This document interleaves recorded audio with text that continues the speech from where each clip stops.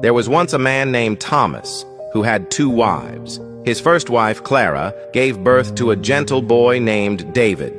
His second wife, Ruth, gave birth to a lively son named Samuel. Though they were half-brothers, David and Samuel grew up together in the same house.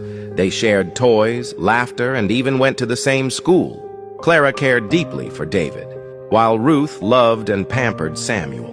For a while, the household seemed peaceful, but life took a sharp turn when Clara fell seriously ill. Despite all efforts to save her, she passed away, leaving young David heartbroken. At her burial, the boy wept until he could shed no more tears. Now he had only his father and stepmother to rely on. At first, things remained calm, but soon, Ruth's true nature appeared. Barely a week after the funeral, she began treating David with cruelty. She stopped him from going to school, gave him leftovers, or sometimes nothing at all, while Samuel continued his education in clean uniforms. David, still just a boy, started selling firewood to survive. Years went by.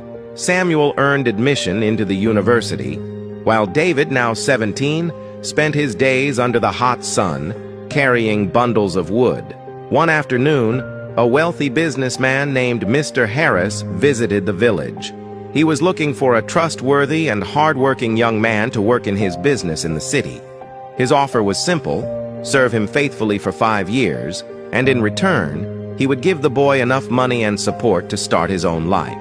When Mr. Harris met David, sweaty, tired, yet respectful and full of hope, he was deeply impressed. You have the spark I'm looking for. Will you come with me to the city?" David's eyes lit up. "Yes, sir," he replied. With his father's blessing and nothing but a small bag, David left the village with a dream in his heart. 6 years later, the sound of expensive cars filled the quiet village. One stopped in front of Thomas's compound. From it stepped a well-dressed young man, David, now successful and confident. His father embraced him with tears of joy. Ruth forced a smile, though jealousy burned inside her. "I've come home to build a proper house for my father and our family," David said warmly. "Even while I work in the city, I want us to live well here in the village." But Ruth could not stand the thought of David shining brighter than her son. "Samuel must be the one to rise," she whispered to herself. "Not David." A few days later, while David was away at the building site, Ruth prepared a delicious meal of rice and stew. Into it, she slipped poison. She placed the food in David's room, planning for him to eat it when he returned. But fate had other plans. Samuel came home earlier than expected, hungry and tired. Finding no food in the kitchen, he stumbled into David's room and saw the steaming plate. "Brother won't mind," Samuel thought. He began eating. Moments later, Ruth entered and froze, her face drained of color. "No, no, Samuel, stop!" she cried. But it was too late. Samuel collapsed, clutching his stomach. The villagers rushed in, but nothing could be done. Samuel was gone. In her grief and panic, Ruth screamed, "I poisoned the food! It was meant for David, not Samuel!"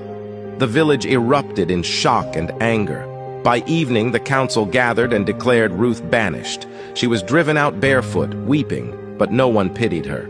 David mourned his brother deeply, even as he built his house and fulfilled his promise to uplift the community.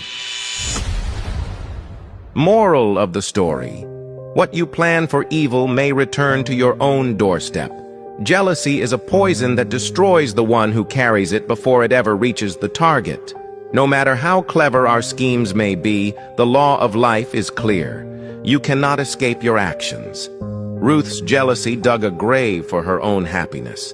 David, though mistreated, chose the path of patience and hard work, and in the end, life rewarded him.